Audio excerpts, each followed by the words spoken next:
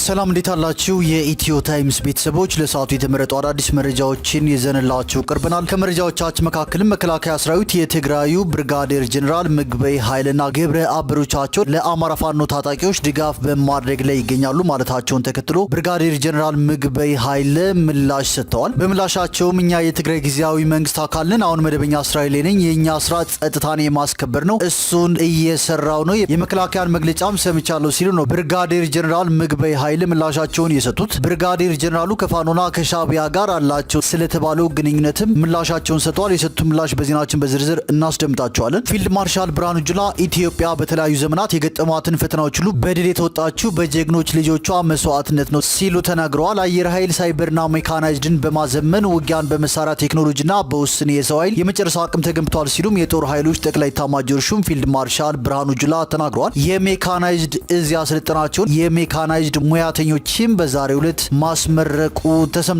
በዝርዝር የምንመለከተው ሌላኛው ርዕሰ መረጃችን ነው። ጃዋር መሐመድ በትዊተር ገጹ አንድ አነጋጋሪ መረጃ አጋርቷል። ጠቅላይ ሚኒስትር አብይ አህመድ በፓርላማ ንግግራቸው በሰሜኑ ጦርነት ዳግም ስለመጀመር ያለውን ስጋት ለማረጋገጥ ቢሞክሩም በአማራና ኦሮሚያ ክልሎች ውጊያው እየተባባሰ እንደመጣም ጃዋር መሐመድ ገልጿል። ጃዋር መሐመድ የመከላከያ ሰራዊቱ ተቃዋሚ ህልውናውም አደጋ ላይ ወድቋል የሚል መልእክት አስተላልፏል። ይህ መረጃን በዜናችን በዝርዝር እንመለከተዋለን። እኔን እስካሁኗ ደቂቃ ድረስ ፕሬዚዳንት አድርጎ የሾመኝ የለም ሲሉ ሌተናል ጀነራል ታደሰ ወረደ መናገራቸው ተሰምቷል። በአሁኑ ባለው የትግራይ ቀውስ አሸናፊም ሆነ ተሸናፊ የለም ሲሉም የትግራይ ጊዜያዊ አስተዳደር ምክትል ፕሬዚዳንት የሆኑት ሌተናል ጀነራል ታደሰ ወረደ መልእክታቸውን አስተላልፈዋል። ፕሬዚዳንት ጌታቸው ከመቀሌ መውጣታቸውና ፕሬዚዳንት ጌታቸው ወጡ የሚቀርበት ትግራይ መኖር የለባትም፣ ትናንት እንደዛ ከነበረ ዛሬና ነገ መኖር መደረግ የለበትም ሲሉም ጀነራል ታደሰ ተናግረዋል። ጀነራል ታደሰ ወረደ የተለያዩ ሀሳቦችንም አሁናዊውን የኢትዮጵያና የትግራይን የፖለቲካ ሁኔታ አስመልክቶ መግለጫ ሰጥተዋል። የሰጡ መግለጫም በዜናችን በዝርዝር እናስደምጣቸዋለን። ከነዚህ መረጃዎች በተጨማሪ የኖርዌይ የውጭ ጉዳይ ሚኒስቴር ዜጎቹ ወደ ተለያዩ የኢትዮጵያ የክልል ከተሞች እንዳይሄዱ ማስጠንቀቂያ መስጠቱን፣ የእስራኤል መከላከያ ሚኒስቴር ሐማስ የተቀሩትን ታጋቾች በሙሉ እስካለቀቀ ድረስ ወታደሩ በጋዛ ተጨማሪ ቦታዎችን እንዲወር እንዲሁም የተወሰኑ ክፍሎችን በቋሚነት እንደሚይዝ መዛቱን፣ እንዲሁም ሶማሊላንድ የባህር ምግብ ኢንዱስትሪዋን በማስፋት ላይ እንደምትገኝ መገለጹና ኢትዮጵያም ቁልፍ ገበያዋ ሆናለች መባሉንና ሌሎችን በዝርዝር የምንመለከታቸው መረጃዎች አካተናል። ቻናላችንን ሰብስክራይብ በማድረግ የደወል ምልክቷን በመጫንና መረጃውም ለብዙዎች እንዲዳረስ ላይክ በማድረግ እስከ መጨረሻው አብራችሁን ቆዩ።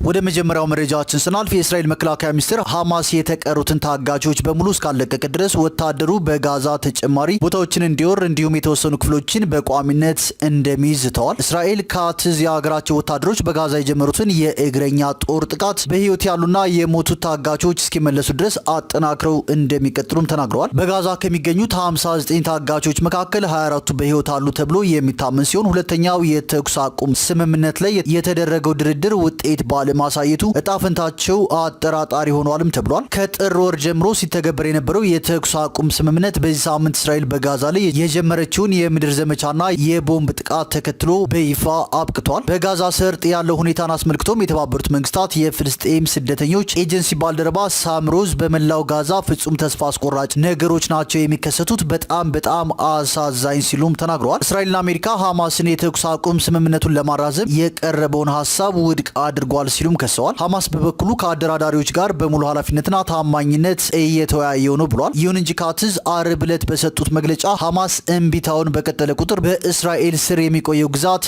እየጨመረ ይሄዳል ብለዋል። በተያያዘ መረጃ ደግሞ እስራኤል የጋዛ ብቸኛውን የካንሰር ሆስፒታል አውድማለች። እስራኤል በጋዛ አጠናክራ በቀጠለችው ጥቃት የጋዛን ልዩ የካንሰር ሆስፒታል ማውደሟ ተሰምቷል። የጋዛ ጤና ጥበቃ ሚኒስቴር በጋዛ የነበረውን ብቸኛ የካንሰር ሕክምና ማዕከል ማውደም አስከፊ ወንጀል ነው ብሏል። የእስራኤል ጦር በበኩሉ የካንሰር ማዕከሉን ያወደመው የሐማስ ታጣቂዎች በቦታው ላይ ይንቀሳቀሱ ስለነበር ነው ሲል አስታውቋል። ሆስፒታሉን ለመገንባት በገንዘብ በመደገፍ የረዳችው ቱርክ የእስራኤል ወታደሮች በአንድ ወቅት ስፍራውን እንደ መሰረት አድርገው ይጠቀሙበት ነበር ብላለች። የቱርክ የውጭ ጉዳይ ሚኒስቴር የሆስፒታሉን ጥቃት አውግዞ እስራኤል ሆን ብላ ጋዛ መኖሪያ አልባ እንድትሆንና የፍልስጤም ህዝብን በግዳጅ ለማፈናቀል ያደረገችው ነው ሲልም ከሷል። ወደ ቀጣዩ መረጃችን ስናልፍ መከላከያ ሰራዊቱ የትግራዩ ብርጋዴር ጀነራል ምግበይ ኃይልና ግብረ አበሮቻቸው ለአማራ ፋኖ ታጣቂዎች ድጋፍ በማድረግ ላይ ይገኛሉ በማለት መክሰሱ አይዘነጋም። ጦር ሰራዊቱ ጀነራል ምግበይ የፋኖ ታጣቂዎች በቅርቡ በበርካታ ግንባሮች የከፈቱትን ውጊያ በማደራጀት ቁልፍ ሚና ተጫውተዋልም ሲል ክስ አቅርቧል። ሆኖም ጦር ሰራዊቱ በጀነራል ምግበይና በፋኖ ታጣቂዎች መካከል አለ ስላለው ግንኙነትና ትብብር ዝርዝር መረጃ አላቀረበም። የፋኖ ታጣቂዎች ሰሞኑን በተለያዩ ግንባሮች የከፈቱትን ጥቃት ማክሸፉንም ሰራዊቱ መግለጹ አይዘነጋም። ይህንን ክስ ተከትሎ ታዲያ ጀነራል ምግበይ ኃይል ምላሻቸውን ሰጥተዋል። ጀነራሉ በምላሻቸውም እኛ የትግራይ ጊዜያዊ መንግስት አካል ነን፣ አሁንም በመደበኛ ስራዬ ላይ ነኝ። የኛ ስራ ጸጥታን የማስከበር ነው፣ እሱን እየሰራው ነው። የመከላከያን መግለጫ ሰምቻለሁ። በጣም ነው እኔንም የገረመኝ። እኔ እንደዛ ያለ ግለሰብ አይደለሁም። እየተንቀሳቀስን ያለ ነው በፕሪቶሪያው ውል መሰረት ነው። ከፋኖ ጋር ግንኙነት አለ የተባለውም አንዳንዴ ከሻዕቢያ ጋር ይባላል፣ አሁን ደግሞ ከፋኖ፣ ሌላ ጊዜ ደግሞ ከሌላ ሊባል ይችላል። ፋኖ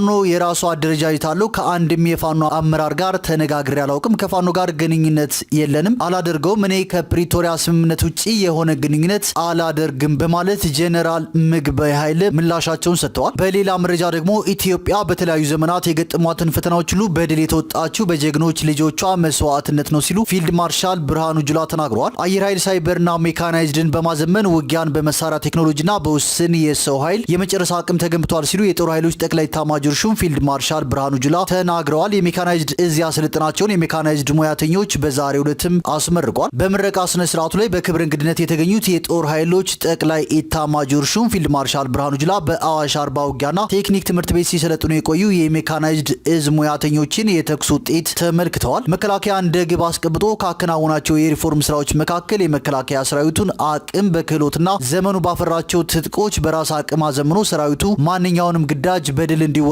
ማድረግ አንዱ አቅጣጫ እንደነበር አውስተው ይህም ውጤታማ በሆነ አግባብ በተግባር መረጋገጡን ገልጸዋል። ዛሬ በሜካናይዝድ እዝ ሰልጣኞች የታየው ሁሉን አቀፍ የማድረግ አቅምና ብቃትም የተቋሙ እቅድ አንድ አካል መሆኑን አስገንዝበዋል። ኢትዮጵያ በተለያዩ ዘመናት የገጠሟትን ፈተናዎች ሁሉ በድል መወጣት የቻለችው በጀግኖች ልጆቿ መስዋዕትነት ያሉት ፊልድ ማርሻል ብርሃኑ ጁላ ይህ የአሸናፊነት ስነልቦና ዛሬም በእያንዳንዱ ወታደር ልቦና ውስጥ መኖሩን ገልጸዋል። መንግስት በወሰደው የጸጥታ ተቋማትን የማደራጀትና የመገንባት ስራ መከላከያ በዘመኑ ያፈራቸውን ዘመናዊ የጦር መሳሪያዎችን በራስ አቅም በማምረት በማስታጠቅ እንዲሁም መጠቀምና መምራት የሚችል በተግባር ተፈትኖ ያለፈ በቂ የሰው ኃይል መገንባቱንም አረጋግጠዋል። ሜካናይዝዱን በማዘመንና በማቀናጀት ውጊያን በዘመናዊ የጦር መሳሪያ በትንሽ የሰው ኃይል ለመጨረስ ትኩረት ተሰጥቶ መሰራቱንም ገልጸዋል። ዛሬ የታየ ውጤትም ጠላቶቻችን ደጋግመው እንዲያስቡ የሚያደርግና ጦርነትን በሩቁ ለማስቀረት የሚያስችል መሆኑን ገልጸው ተቋሙን ያደራጀነውም አሁናዊ የዓለም የጦርነት ባህሪን ግምት ውስጥ በማስገባት ነው ሲሉ ፊልድ ማርሻል ብርሃኑ ጁላ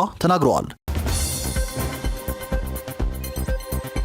ወደ ቀጣዩ መረጃችን ስናልፍ በአዲስ አበባ ከተማ አስተዳደር የእብድ ውሻ በሽታን ለመከላከል እንዲሁም የጎዳና ላይ ገጽታንና ደህንነትን ለመጠበቅ በሚል ባለቤት አልባ የጎዳና ላይ ውሾችን ወደ መጠለያ የማስገባት ስራ ሊጀመር መሆኑን አስታውቋል። ጎዳና ላይ ያሉ ውሾችን ዘመናዊ በሆነ መንገድ የማምከን ስራ እንደሚሰራም ገልጿል። ባለቤት አልባ የጎዳና ላይ ውሾችን የመጠለያ ማዕከል አዘጋጅቶ ወደዚያ ለማስገባት የሚያስችል አዲስ የአሰራር ደንብ ተዘጋጅቷል ሲሉ የአስተዳደሩ የእንስሳት በሽታ መከላከልና ቁጥጥር ቡድን መሪ አቶ የሺዳኜ እንደገለጹት አዲስ ዘመን ጋዜጣ ድረገጹ አስነብቧል። ደንቡ በረቂቅ ደረጃ ያለ መሆኑንና በቅርቡ ወደ ስራ ይገባል ያሉት ኃላፊው ነግረውኛል ያለው ጋዜጣው በአሰራር ደንቡ መሰረት ባለቤት አልባ የጎዳና ላይ ውሾችን ወደ መጠለያ ለማስገባት መጀመሪያ የውሻ ባለቤትነት ምዝገባ ይካሄዳል ማለታቸውንም አካቷል። ውሻ አለኝ የሚል ማንኛውም ሰው ምዝገባ ማድረግ አለበት። የውሻ ባለቤትነት ማረጋገጫ የምስክር ሰነድ ይሰጠዋል ማለታቸውንም አስታውቋል። በባለቤትነት ደንቡ መሰረት ማንኛውም ሰው ውሻውን ይቆጣጠራል፣ ተገቢውን አያያዝ ያደርጋል፣ በየዓመቱ ክትባት ማስደረግም ይጠበቅባል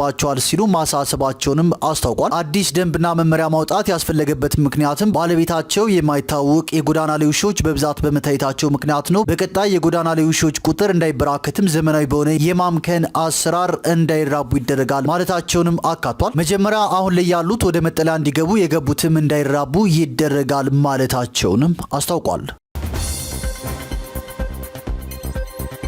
ወደ ቀጣዩ መረጃችን ስናልፍ በሶማሊላንድ በከፍተኛ ሁኔታ የባህር ምግብ ኢንዱስትሪዋን እያስፋፋች እንደምትገኝ ተጠቁሟል። የኤደን ባህረ ሰላጤ ዳርቻ ላይ በምትገኘው በርበራ እየተስፋፋ የሚገኘው ኢንዱስትሪው በዋናነት ታሳቢ ያደረገው በኢትዮጵያ እያደገ የመጣውን የአሳ ምግብ ፍላጎት ነው ተብሏል። የአሳ ፍላጎት እየጨመረ ወደሚገኝባት ኢትዮጵያን ጨምሮ በቀጠናው የአሳ አቅራቢ በመሆን የባህር ምግብ ኢንዱስትሪዋን በማስፋት ላይ ትገኛለችም ተብሏል። አሁን ላይ የበርበራ ቱና አሳ ምርቶች በኢትዮጵያ ሱፐርማርኬት መደርደሪያዎች ላይ በስፋት መታየት መጀመራቸውንም ሆርን ዲፕሎማት ድረገጽ ዘግቧል። ይህም በሁለቱ ሀገራት መካከል እየጨመረ የመጣውን የንግድ ትስስር ያንጸባርቃል ሲል ገልጿል። በከፍተኛ ሁኔታ በኢትዮጵያ ገበያ ከሚታዩ ምርቶች መካከልም የዳህብሺል ግሩፕ አካል የሆነው ሶምቱና ፊሽንግ ኩባንያ የሚያመርተው የቱና ምርት መሆኑን ጠቁሟል። ኩባንያው የወጪ ንግድ ጭማሪ በማሳየት ላይ እንደሚገኝም አመላክቷል። የበርበራ ወደብ ያላት ቅርበት የንግድ አውታር መረቦችና የሎጂስቲክ አቅም እየጨመረ የመጣውን የንግድ ትስስር ይደግፋሉ ሲልም አስታውቋል። ከ120 ሚሊዮን በላይ ህዝብ ያላት ኢትዮጵያ በፕሮቲን የበለጸገ አመጋገብ ላይ እያተኮረች መሆኗን የጠቆመው ዘገባው ይህም የባህር ምግብ ፍጆታ እንዲጨምር አስተዋጽኦ ማድረጉን አመላክቷል። የሶማሊላንድ የአሳ ኢንዱስትሪ እድገቱን በማጠናከር በቋሚ አሳ ማጥመድ፣ ዘመናዊ ማቀነባበሪያና የንግድ አጋርነት ላይ የሚያደርገው ኢንቨስትመንት በርበራን በአካባቢውና በዓለም አቀፍ የባህር ምርት ገበያ ላይ ያላትን የገበያ ድርሻ የበለጠ እንደሚያጠናክረውም ተጠቁሟል። ወደ ቀጣዩ መረጃችን ስናልፍ ጃዋር መሐመድ በትዊተር ገጹ አንድ መረጃ አጋርተዋል። ጠቅላይ ሚኒስትር አብይ አህመድ በፓርላማ ንግግራቸው በሰሜኑ ጦርነት ዳግም ስለመጀመር ያለውን ስጋት ለማረጋገጥ ቢሞክሩም በአማራና ኦሮሚያ ክልሎች ውጊያው እየተባባሰ መጥቷል ሲል ነው ጃዋር መሐመድ መልእክቱን በማህበራዊ ትስስር ገጹ ያጋራው። አስከትሎም በኦሮሚያ ክልል የኦሮሞ ነጻነት ግንባር ኦነግ ሸኔ በምዕራብና ምስራቅ ሸዋ ከሚካሄደው ውጊያ በተጨማሪ በምስራቅ አርሲና ሐረርጌ ዞኖች አዲስ የጦር ግንባር ከፍቷል። በአማራ ክልል ደግሞ የፋኖ ቡድኖች በመላው ክልሉ መንግስት ኃይሎች ላይ የተቀናጀ ጥቃት ከፍተዋል። መንግስት ከ2 ዓመት በፊት አመጹ ከተጀመረ ወዲህ ለመጀመሪያ ጊዜ በዘመናዊ መሳሪያ የታገዘ ኃይል ማሰማራቱም ተዘግቧል። የኢትዮጵያ መከላከያ ሰራዊት በቅርቡ የፋኖን ዘመቻ በማደራጀት ብርጋዴር ጀነራል ምግበ ኃይልን ከትግራይ ኃይሎች ጋር በማስተባበር እየሰሩ ነው ሲል መክሰሱም አይዘነጋም። ሁለቱም ወገኖች ድልን እየተቀዳጁ እንደሆነ ቢናገሩም በሲቪሎችና በመሰረተ ልማቶች ላይ የሚደርሰው ውድመትም ከፍተኛ እንደሆነ መረጃዎች ወጥተዋል። ከመከላከያ ሰራዊት አዛዦች የተገኙ ሪፖርቶችና ምስክርነቶች መከላከያ ሰራዊቱ በኦሮሚያና አማራ ክልሎች ያለውን ሁኔታ ለመቆጣጠር እየተቸገረ መሆኑን ያመለክታሉ። ወታደራዊ ስትራቴጂ በማጣትና በረዥም ጊዜ የእርስ በርስ ጦርነት በመዳከሙም የመከላከያ ሰራዊቱ ተቋማዊ ህልውና አደጋ ላይ እንደወደቀም ተገልጿል። ወደ ቀጣዩ መረጃችን ስናልፍ የኖርዌይ የውጭ ጉዳይ ሚኒስቴር ዜጎቹ ወደ ተለያዩ የኢትዮጵያ የክልል ከተሞች እንዳይሄዱ ማስጠንቀቂያ ሰጥቷል። ሚኒስትሩ ባወጣው የጉዞ ማስጠንቀቂያ ዜጎቹ ወደ ትግራይ፣ ወደ አማራ፣ ጋምቤላና ቤንሻንጉል ጉሙዝ ክልሎች እንዲሁም ኢትዮጵያ ከጎረቤት ሀገራት ጋር ድንበር በምትዋስንባቸው አካባቢዎች ጭምር መሄድ እንደሌለባቸውም አሳስቧል። በተጨማሪም በከፊል ኦሮሚያ ክልል ማለትም በቄሌም ወለጋ፣ ምዕራብ ወለጋ፣ ቡኖ በደሌ፣ ምስራቅ ወለጋና ሆሮ ጉድሮ ወለጋ ዞኖች ውስጥ ማናቸውንም ጉዞ ማድረግ እንደሌለ ባቸው አስጠንቅቋል። በአገሪቱ ውስጥ ያለው የደህንነት ሁኔታ ውስብስብና አስቸጋሪ በመሆኑ በተቀሩት የኢትዮጵያ ክፍሎችም ቢሆን ለወሳኝ ጉዳይ ካልሆነ በስተቀር መሄድ እንደሌለባቸው ገልጿል። የኖርዌይ የውጭ ጉዳይ ሚኒስቴር በዚህ ማሳሰቢያው ይህ የጉዞ ማስጠንቀቂያ አዲስ አበባን እንደማይመለከትም አሳስቧል።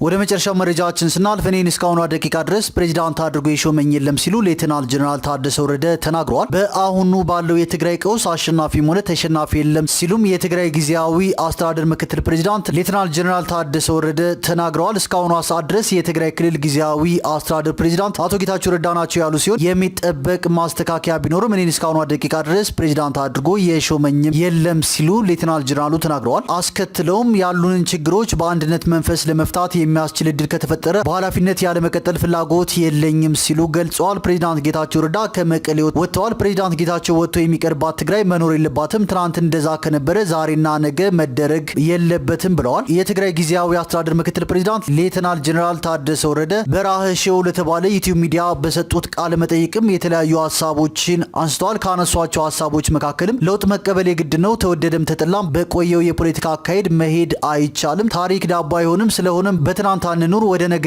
እንመልከት፣ እናተኩር፣ ትግራይ ሳትድን የሚድን አካባቢ የለም ብለዋል ሌተናል ጀነራል ታደሰ ወረደ። አስከትለውም በወጣቱ ያልተመራ ትግል እውነተኛ ለውጥ ነው ማለት አይቻልም። ስለሆነም ከአፍ በዘለለ ወጣቱ የመሪነት ሚናውን እንዲረከብ ከልብ መስራት አለበት ብለዋል። የትግራይ ችግር የተከማቸ ነው። ከህወሓት መከፋፈል በፊትም የነበረ ነው። ሁለቱ የህወሓት ቡድኖች ላለመስማማት የተስማሙ መሆናቸው አሁን ያለውን የትግራይ ፖለቲካ እጅግ የተወሳሰበ እንዲሆን አድርጎታል ብለዋል። የሁለቱ ቡድኖች የከረረ መከፋፈል ወደ ለየለት አደጋ እንዳያድግ የሰራዊቱ አመራር ሚናውን ለመወጣት ሞክሯል። የሆኖም ሁለቱ ቡድኖች ፊት ለፊት ተቀምጠው እንዲወያዩ ያደረገው ጥረት አልተሳካም ብለዋል። የኛ ጥረት ብቻ አይደለም ያልተሳካው፣ የትግራይ የሃይማኖት አባቶች፣ የአገር ሽማግሌዎች፣ ምሁራንና ሌሎች አካላት ሁለቱም ቡድኖች ለማቀራረብ ያደረጉት ጥረትም ውጤት አላመጣም ብለዋል። በመጨረሻም የሰራዊቱ አመራር ለሁለት በመከፈሉ አንዱ ክፍል ጉባኤ ያካሄደውን የህወሓት ቡድን ሲደግፍ፣ የተቀረው ደግሞ የህዝብና የአገር ተልዕኮ ከማስከበር በዘለለ የቡድኖች የፖለቲካ አቋም አልደግፍም ያለ ቡድን እንዳለም ሌተናል ጀነራሉ ጠቁመዋል። ቡድኖቹ በየአካባቢው ከቀበሌ ጀምሮ እስከ ዞን የራሳቸው አስተዳዳሪ መሾም ሲጀምሩም የሰራዊት አመራሮች ድርጊቱ ልክ እንዳልሆነ ለማሳመን ሞክረዋል። ሆኖም አድማጭ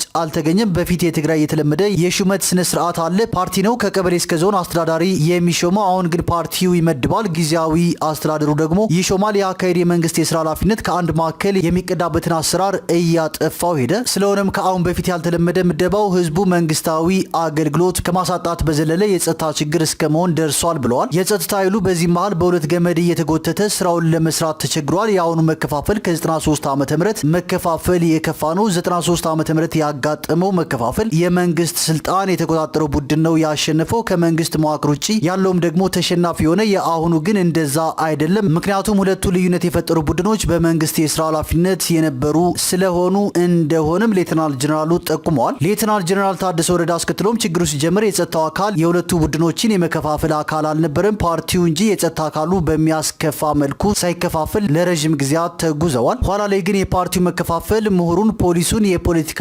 ኤሊቱን ሌላውን እንደተከፋፈለ ሁሉ የጸጥታ ኃይሉም እንዲከፋፈል ሰለባ አድርጓል። የሆነው ቀውሱ ከአቅም በላይ ሆኖ ትርምስ እንዳይፈጠር የጸጥታ ኃይሉ ከባድ የሆነ ስራ እንደሰራም ሌተናል ጀነራሉ ጠቁመዋል። ሰራዊቱ ለፖለቲካ ብልሽቱ ተጠቂ ወይም ቪክቲም እንጂ ግጭትና ቀውስ ጠማቂ እንዳልሆነም ገልጸዋል። በአሁኑ ወቅት አሸናፊ የሚባል የፖለቲካ ኃይል የሚሆን ቡድን የለም። ሁለቱ የህወሓት ቡድኖች የወጣቱን ስሜት ከማጋጋል ባለፈ ያመጡት ለውጥ የለም። ስለሆነም ነው አሸናፊና ተሸናፊ የለም የሚባለው ሲሉም ሌተናል ጀነራሉ ጠቁመዋል። አሁን በትግራይ ያለውን የከፋ ሁኔታ በጠመንጃ ፈታለሁ ብሎ መንቀሳቀስ ውጤቱ የባሰ እንጂ የተሻለ ተብሎ የሚወሰድ አይደለም። እርስ በራሳችን ለመዋጋት ከሆነ የሚፈለገው በዚህ አካሄድ የሚገኝ አዎንታዊ ውጤት የለም። ስለሆነም በእርጋታ ማሰብ ያለብን ጊዜ ቢኖር አሁን ነው ብለዋል። ዳግም ጦርነት ይፈጠራል ወይ? የውስጣችን ችግር በሰላማዊ መንገድ ይፈታል የሚል እምነት አለኝ። ከዚህ በመነሳት በውስጣችን የእርስ በርስ ጦርነት ይካሄዳል የሚል አካሄድን አልቀበልም፣ አይኖርምም ሲሉም ጄኔራል ታደሰ ተናግረዋል። አስከትለውም በኢትዮጵያና በኤርትራ መካከል የሚታየውን መሳሳብ ወደ ጦርነት እንዳያመራ እንደ ትግራይ የበኩላችንን ጥረት ማድረግ ይጠበቅብናል። የውስጣችንን ችግር ከፈታን ደግሞ ከውጭ የሚመጣ ጦር ይኖራል ብዬ